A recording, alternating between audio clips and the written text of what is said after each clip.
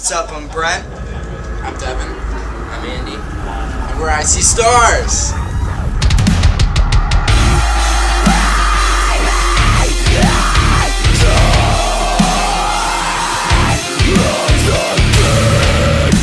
I don't think we had a clue or even what success was. Yeah, I mean, like, it was kind of one of those things where, you know, I mean, we love it because it's us. You know, obviously, it's like, it could be the worst thing ever, but, you know, it's something we did, so we are naturally in love with it.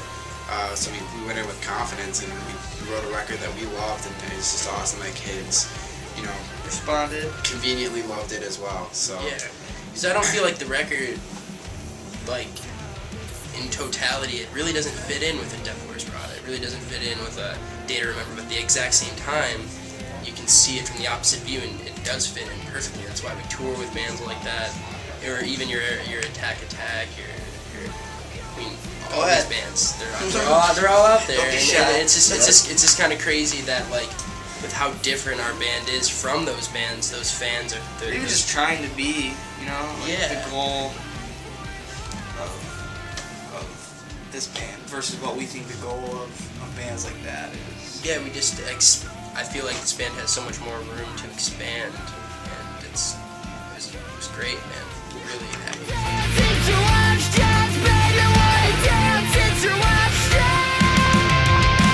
I think our headliner was really awesome. I mean, it was selling out, and if it wasn't selling out, it was getting pretty damn close. It was the first headliner we ever did, and it was really cool. It was just really cool to see your band carrying. You know what I mean? Like, your band's the band that's supposed to be carrying all this weight, and it was just awesome to.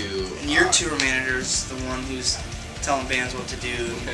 You get the nice buyout. You know, you go through all these tours and have all these tour managers like be the boss of you and like kind of like tell you what to do and stuff. It's kind of cool to be that band that's like has kind of that upper hand, and also. Yeah, we're gonna sound check today, so. Yeah, we're gonna sound check today. We're not gonna strike our drums from the stage. We're gonna leave them on.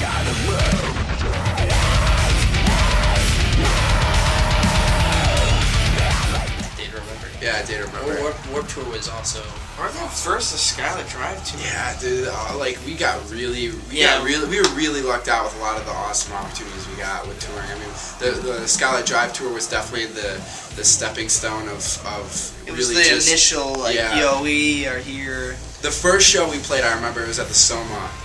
San Diego. Yeah, and we walked into the room. The big room. The big room. Yeah. We drove from Detroit to San Diego with no stops. 4 hours that we could spare.